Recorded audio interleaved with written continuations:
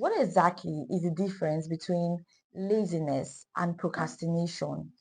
Like, there's a clear difference, but I mean, you can actually confuse both of them because I'm not lazy, but I might procrastinate a little bit. But who doesn't? Like, okay, maybe not you.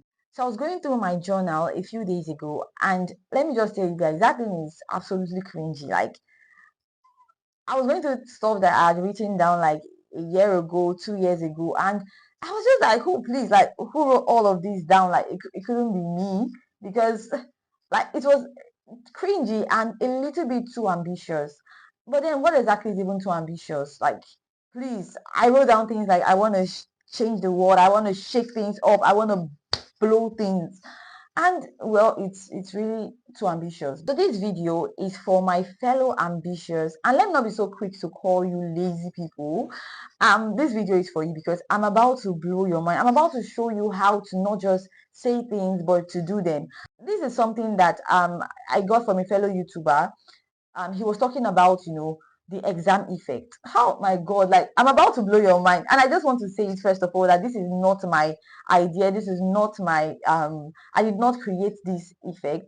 So that when you're thinking about how to, hype me in the comment section that I'm so intelligent, I'm, wisdom pro, and all of that, you're going to know that it is not my idea actually. Like, anything, I don't know if that's the pronunciation, but that's the person that I'm borrowing this idea from. And he actually borrowed it from his friend also. So we are like borrowing.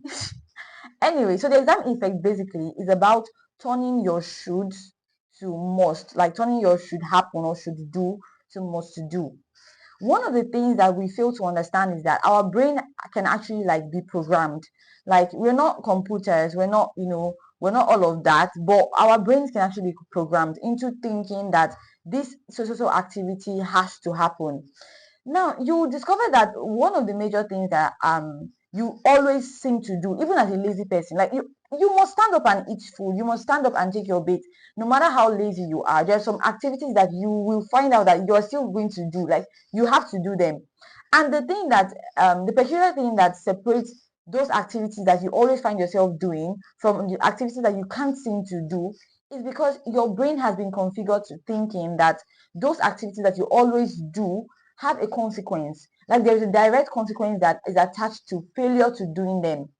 And that is why you discover that you're taking your bait every day. Like, you must brush your teeth, you must eat food, because it is already registered in your brain that once you do not take your bait, you're going to create a culture media for microorganisms to grow in your system and cause a disease condition.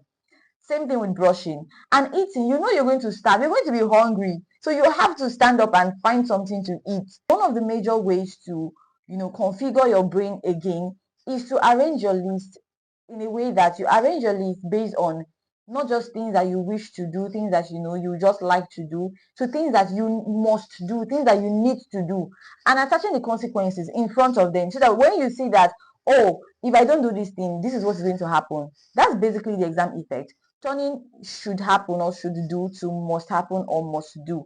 It is a process, and I believe that every single activity can be transformed from a should to a must. So I'm going to give an example. When I resumed my post basic in November, that's like 2 months ago right now, I wrote down a personal reading timetable. Now I don't even know why I did that, because I have never in my life followed my reading timetable. Like, it always just seems to amaze me that I still continue to construct one 2 months later and I have not read.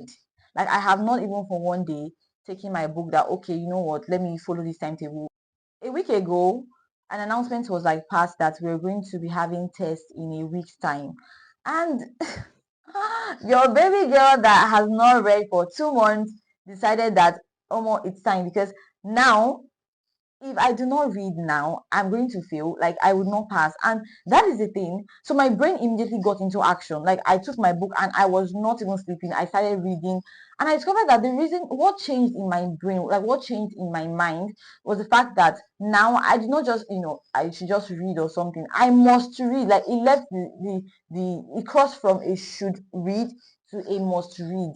Because now if I do not read, there's a direct consequence, and that is failure. So that is just the same thing. That's why I feel like that's why it's called the exam effect, because you think that these are things that you should do, but then when you discover that there's a direct consequence attached to not doing them, it becomes not just a should do to a must do. Like it's not just a it must happen, it should happen, I should go this to this place, I should go to the gym, or I should, read my book, or I should call this person. It becomes a I must call this person, I must go to the gym, I must do this, I must do that.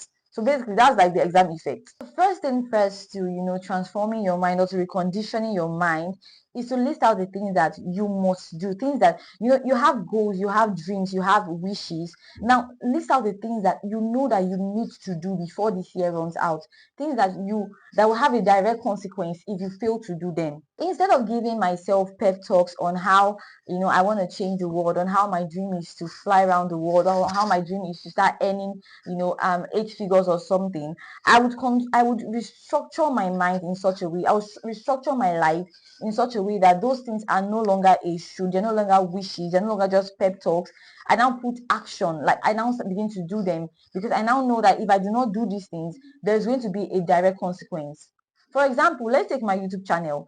I came here, my first video for this year, I came here and I said how I wanted to hit 1K subscribers before May, which is my birthday month. And all of this, it can easily just be it can easily just be talk if I fail to do the necessary actions.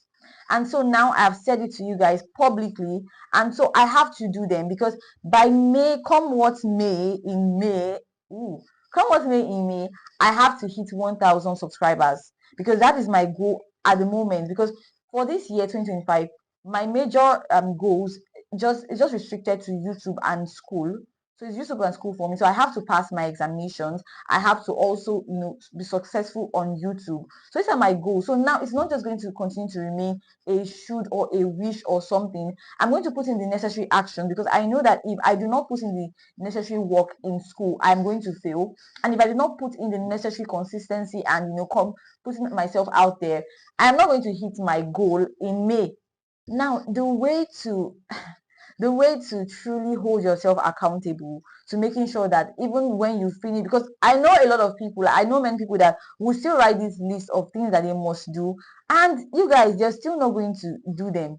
So the thing you're going to do now is to commit yourself in such a way that maybe you should publicize it. Like you should tell people about, like, a general public, just tell them that, oh, I want to do this, like make mouth, like boast small, in such a way that you're going to be embarrassed, like you're going to really be ashamed of yourself when you do not do that thing. So for me now, I came to YouTube and I announced that I wanted to hit 1K subscriber before me. So if for any reason I'm not there yet by me, even if I'm not there, I should be almost there, so that people will know that, oh, I said it and I worked towards it. Or let's even put, just publicizing it aside. Let's say you want to get a coach, or you want to get someone that you're accountable to, someone that you know that will call you that, have you read your Bible? Have you studied, like, have you prayed today?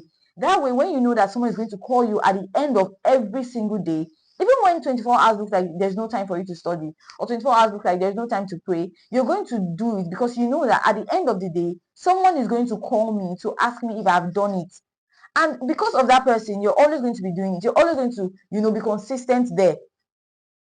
And okay, that's another example. Now, the final example for today, because I don't want this video to be long for any reason, is to put money. Put money aside.